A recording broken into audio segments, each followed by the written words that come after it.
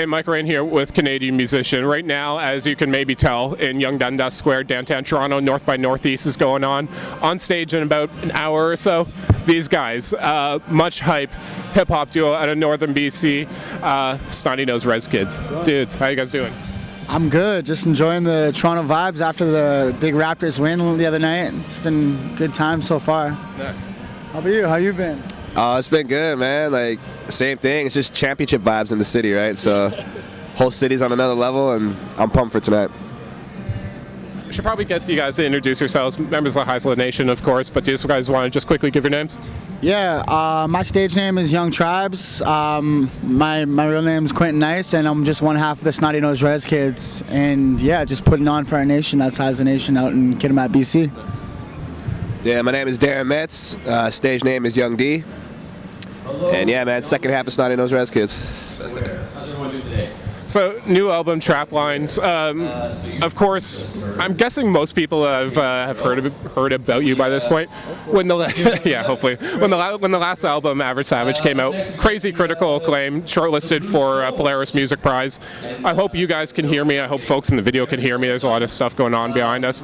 But okay, my first question is: it's been 3 albums, 3 full-length albums in 3 years. The self-titled Average Savage, now Trapline in 3 years, which is a pretty insane amount of content. And not only insane amount of content, but like each project's been getting better. Like the first self-title is awesome. Average Savage, of course, became mega critically acclaimed. Like I said, shortlisted, nominated for a bunch of stuff. And Trapline similarly has been getting some crazy critical review. And I've like fallen in love with this record over like the last few days. I knew I'd be talking to you. Just listen to the album. It's like, holy shit, this thing is maybe just like.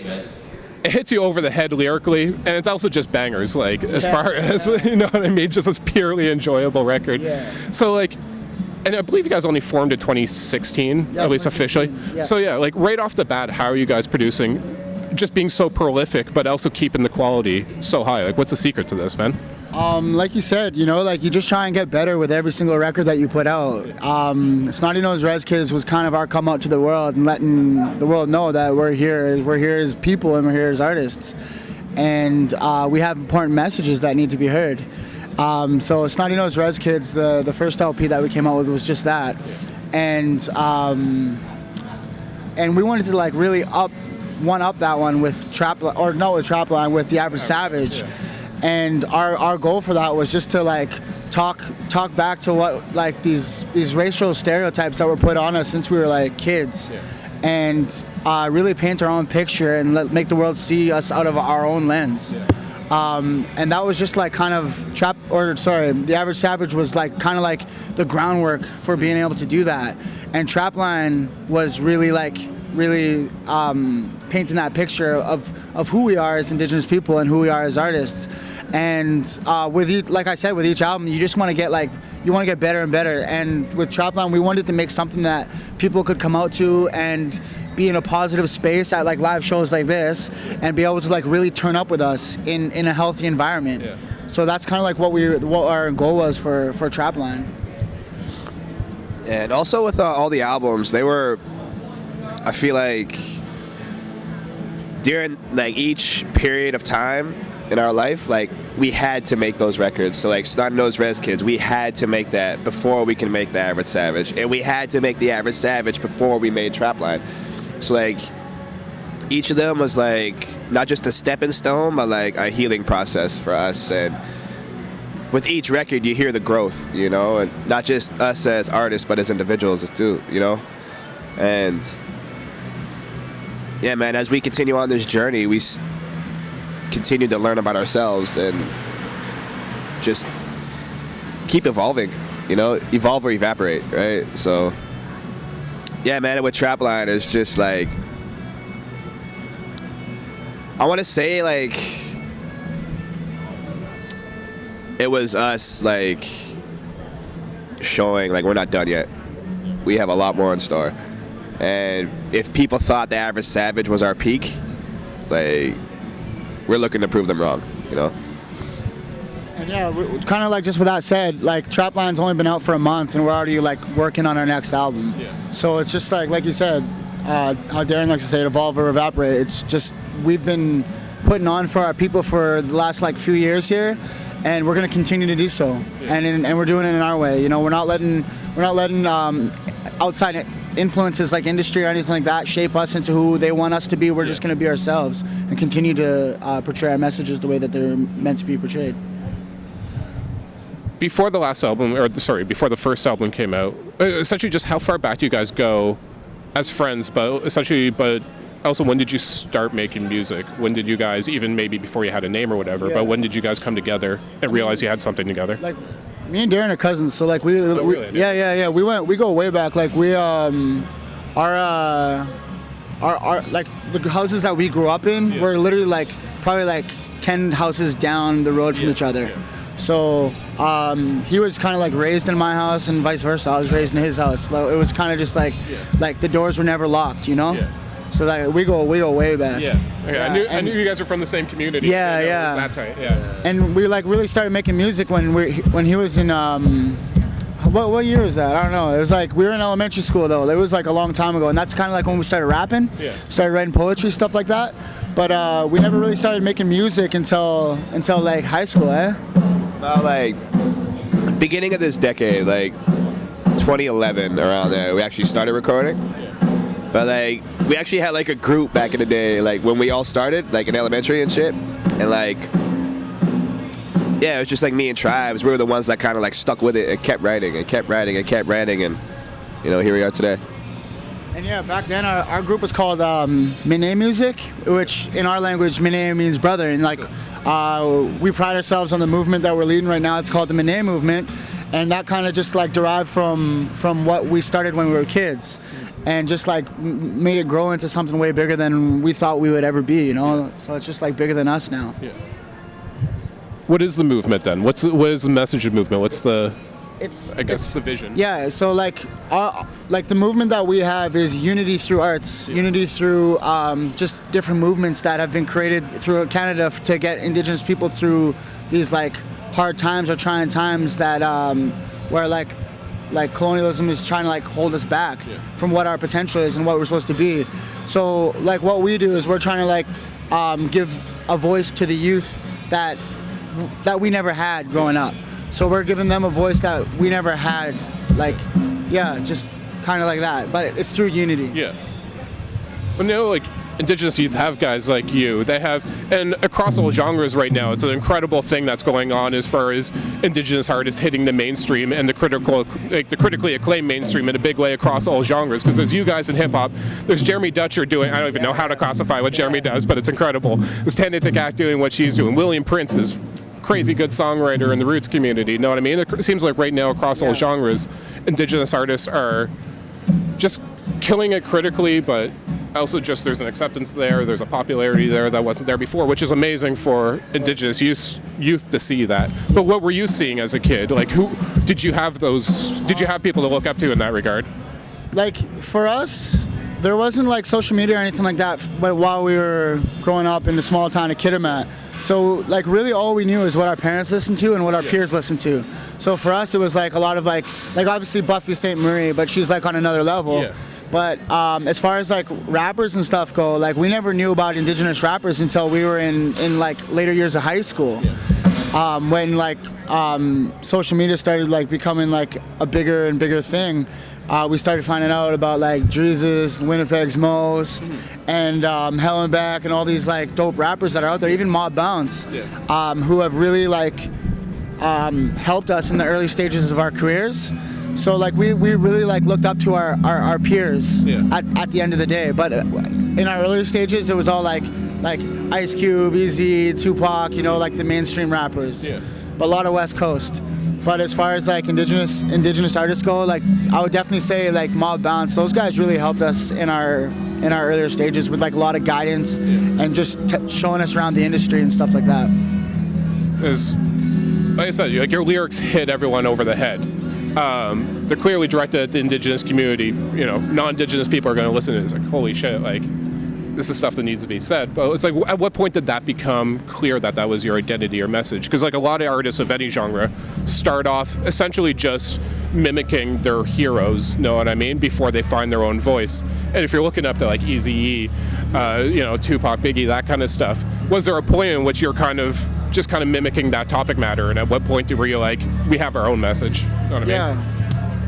Yeah, you know, like in the early days, like the 2011, like back then, like we were like on some like like party and bullshit, you know, and like it wasn't until we started to work on the Snotty Nose Rez Kids album where we kind of like just basically like rebranded ourselves, you know. We started to find ourselves. We were both living in the city, and at that time too, like I had like a buzz cut, and like I started to grow my hair like during that time, right? And like it's kind of like, I don't know, I don't want to say like cliche, but like as like not only just my hair, but as like our hair started to get longer, like we started to see like our lyrics change. We started to see our messages change, and like we weren't so materialistic as we used to be with like oh, like the jewelry I got on, or like the shoe collection. Like we started to really change our values. And so I'd say about around 2016, like when we started SNRK, we made that change. But before that, we were definitely like on some, you know, typical rap, like party and bullshit. And also, like, just like the women in our lives, like my partner, she was like a huge influence on me. And in Vancouver, I've been living in Vancouver for 5 years now, and I do have a lot of male friends, but most of my friends are women. And it's through like the circles that like my partner opened up for me at the time. And a lot of those people have a huge influence on me in the way that I look at life now. And you really hear that in Trapline. And that was like our way of paying homage to not only the people that came into our lives like within the last 5 years, but also for the people that shaped, the women that shaped us into who we are today. What is it, the second song, Matriarch? Yeah, Son of a Matriarch. Yeah, and that was our song for that album. But if you listen to the whole album as a whole, you could really hear the influence that women have on us throughout that album, because most of our features are women. All of our skits are done by women in our lives, and yeah, it just goes to show how important these people are to our growth as people. Yeah. You know, and like I wouldn't even be here without them. Yeah. So yeah, it just goes to show how important those women are to us. After the Average Savage did what it did as far as just like bursting you guys into the mainstream, and you're getting all the critical acclaim, and you had to know after that record a lot of people outside of your community are going to be paying attention. Like with the first two records, it seems like you're really talking to yourselves, your friends, your family, your community, Indigenous youth, know what I mean? When it came to Trapline and knowing that there's going to be a lot of non-Indigenous people listening to it, was there any sense of like, what do they need to hear? Know what I mean? Yeah. I wouldn't say it was necessarily that, but for the Average Savage, it was a lot of us really like exposing racial stereotypes for what they were, and it was like letting people know that those exist, and there's a reason why people look at Indigenous people throughout Canada in the light that they do. And it's because that kind of stuff was engraved into our heads from minute one. And when we recorded The Average Savage, I told D, and we had many conversations about it, because he was living with me for the time of that recording, and we said, this is gonna be a special record. This is gonna be like it for us. This is what's gonna like break us into that next level. And when we started doing Trapline, we realized that everyone's gonna be watching us. So when we first started writing Trapline, it was kind of like we were kind of trying to fall back away from like being so political and maybe just be a little lighter about things. But then we were like, you know what? Like we can't write music without being political, because that's who we are. That's our identity. So then we ended up coming up with the concept of Trapline and scrapping the last project, which was Rez Bangers and Cool Pops. And that was because the world was watching. So we knew that the world was watching, so we're gonna make this song for us, but they can also listen to it at the same time and take a lot away from it. Well, actually, that reminds me a lot of my colleague Andrew interviewed Jeremy Dutcher recently, and he was kind of talking about the same thing, where this idea that you're hearing a lot about right now, about this Indigenous renaissance in popular music, which as a side note seems to like, I think it's important to be like, Indigenous artists are killing it across all kinds of genres, and there's no one, you know, Indigenous music. Know what I mean? You guys are very different from, like I said, you guys are very different from what Jeremy's doing, from what William Prince is doing, from what Tanya Takak is doing, and so on and so on. But anyways, what Jeremy is essentially saying is like this generation of Indigenous artists is being like, they're not doing it. I think in his to paraphrase what he says, he's like, you're not doing it to have a seat at the table. You're not doing it to sell records. You're doing it to talk to your communities, but leave the door open to other people to come and hear it and, you know, learn from it. I don't even know how to phrase this as a question, but I'm just interested to hear you guys kind of pick up on that thought that Jeremy had. Yeah, so I've been saying it since minute one, man. Like, we make music for ourselves, first and foremost, and after that comes our people. So we make music for Indigenous youth across the board, and if anyone else wants to pick onto that and like latch onto it and figure it's for them, then so be it. Like we're all for that. Like that's what music is, right? It's a universal language. But for us, like I said, like we make music for our people, and like that's like we never had this growing up. So if we can be that for youth these days, like that really like will make my day. That'll make me really happy, you know? And it's also like telling our story the way we want it to be told, not through somebody else's lens. You know, like we learn like we can't be anybody but ourselves. Was it frustrating seeing people who are you trying to tell your stories over these years? Really having it up? You know, but that's what inspired the Average Savage. You know, and like that's also at the same time what inspired Trapline. Yeah. And you know, what I learned over the years is when you tell your story the way you want it to be told, the universe will gravitate towards you. And that's exactly what we're doing. Speaking of making music, how do you make your music? Hey, which one of you was the one that studied audio, okay. Because some of the beats, some of the production, the sonics on this album is killer. Are you the one that kind of largely behind that? Essentially what I'm getting at is like, what is your guys' process here? Because I look at a song like Urban Legend and it's like, lyrically and the flow and the rhythm of the lyrics seem so intertwined with the sonics and the music that I'm like, I don't know what would come first here, like how you bring these together so, you know, mesh them together so. Shit, I wish I made those beats. Okay, all right. And yeah, you know, it's just like a lot of networking with us. Yeah. Like we source our beats online. Okay. And we have some like go-to producers that we like. So then how does a song like Urban Legends come together then? Because it seems like I was saying, the lyrics and the production seem so perfectly intertwined that it's hard to see how you would have just gotten that production and then thrown some lyrics on it. Know what I mean? Yeah, no, like so, like what we do with our style of production, or like our way of making songs and making music is like we first find like a beat that works for us, and then we write to that beat. Yeah. And we worked with KR out of Sandbox Studios here in Toronto.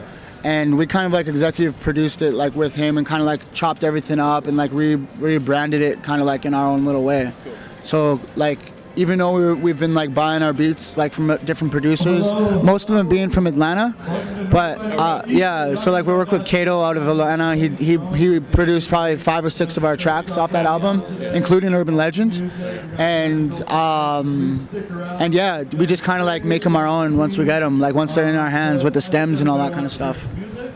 Is it a coincidence that's out of Atlanta, or is there something specific about the style coming out of Atlanta that attracts you guys? I mean, Atlanta sound is undeniable. Like there's nothing that beats an Atlanta trap sound to me. Yeah. And we just found a producer that we really liked, and we've been working with him for the last 3 albums.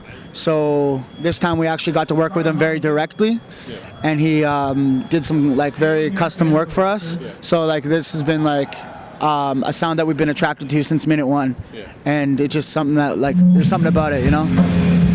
All right, Blue Stones are starting to kick it off behind us, so we should probably wrap this up because who knows what is even being clear in this mic right now. But anyways, guys, I just wanted to ask one quick last question because you guys are going to be playing, you know, the free outdoor stage at Young Dundas here. Probably going to be a very different crowd than what you guys are typically playing at on tour. Like, does that in any way change the performance for you guys? Not at all, man. Like, we bring our energy, we bring like what we bring to the table at all times, no matter if it's in front of 3 people or like 5,000 people, you know? Yeah, man, just energy.